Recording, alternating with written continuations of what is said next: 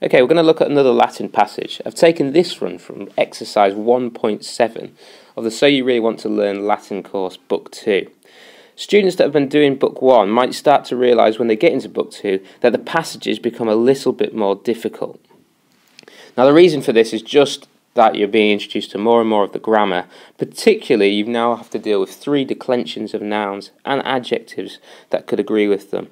And that becomes particularly difficult because some of the endings in certain declensions are actually one case, whereas that exact same ending in another declension could be a totally different case.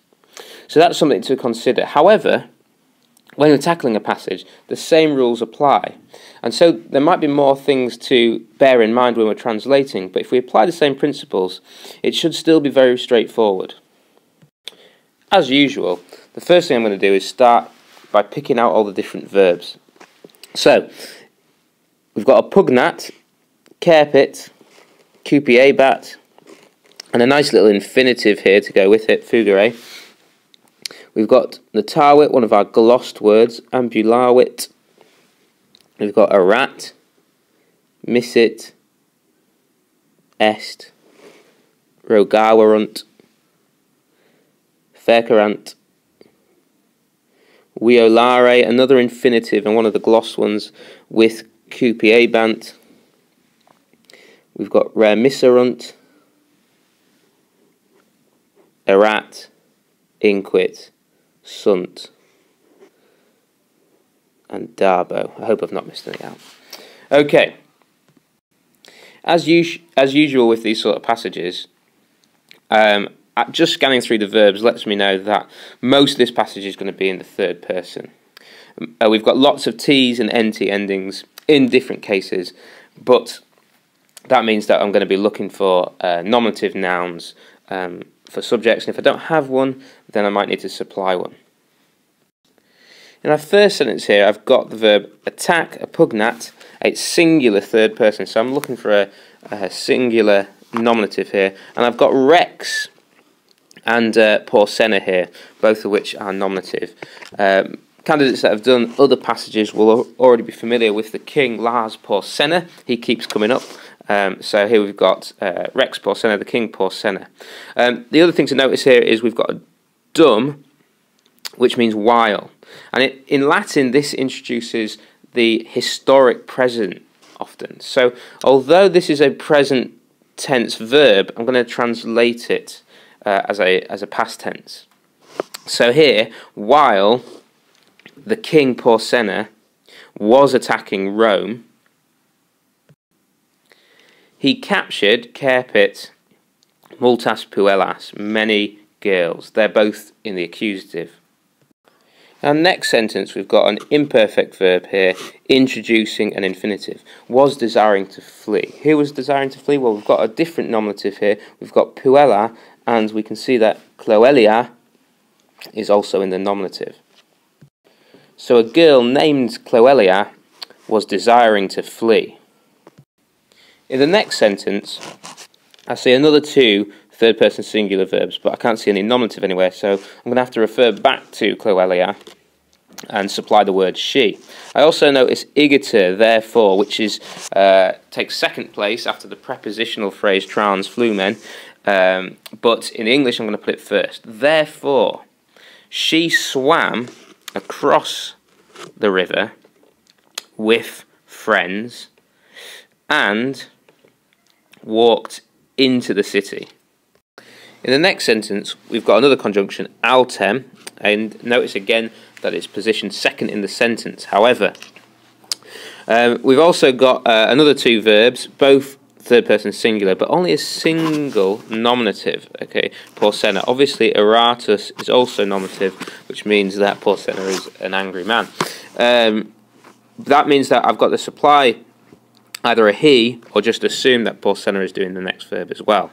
So, however, Porsenna was angry and sent, and then I've got my milites here, soldiers, accusative plural, to the Romans.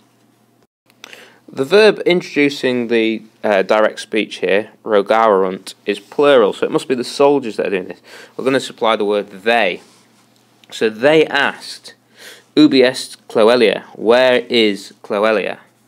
The next sentence is very exciting for someone like me anyway, not for you probably, because we've got our first pluperfect. Okay, so we're going to have to take that into account when we translate. Both verbs in the sentence are plural, and I can see that I've got a nominative plural Romani here doing both. Again, my conjunction is second in the sentence, but I'll take it first in English. So, however, the Romans had made foidus, a treaty with Porsenna.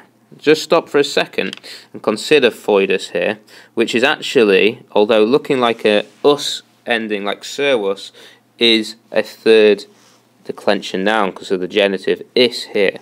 So it's possible for that to be an accusative. And they were not desiring to break this treaty. This sentence is excellent at illustrating why we have a pluperfect tense. You can see that they had made this treaty, and now they were desiring. Okay, so you can see that there's a chronology here, that the pluperfect comes first, but both things are happening in the past. In the next sentence, it would be really easy to just jump straight in and take cloeliam, miseram as the subject, but we obviously can tell that that is an accusative, and the verb is plural anyway. So they sent back poor Cloelia, or wretched Cloelia, to the camp of Porsenna, a genitive. And then we just need to put our therefore in at the start. So I'll just make this a little bit smaller so I can get some space. In the next sentence, Porsenna, Iratus, and Litus are all nominative. So this would go something like Tamen. However, Porsenna was not Eratnon angry, but happy. So Inquit introduces his speech. He said, and then we've got plural verb, the Romans sunt are fortes. Now here we've got two separate endings agreeing with one another because they're in different declensions. But remember that they just match the case and the gender. So that's something to watch out for. The Romans are brave and worthy of fame. I hope you looked at the bottom here and saw that dignus here, it tells us the adjective is followed by an ablative in Latin, where in English we would use a genitive. So worthy of fame, even though this is an ablative ending. Finally, we get out of the third person and get a first person singular here. And you should have noticed that this is a future. So, igiter, therefore I will give Cloeliam and many girls Romanis to the Romans, dative. So there you have it, your first passage in Book 2.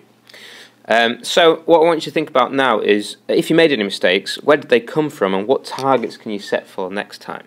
A couple of things you might want to consider. Did you look carefully at the verb endings? And I'm talking both about the person of the verb, because that allows you to locate the subject more easily, and also the tense. Did you notice, for example, that this was a pluperfect verb?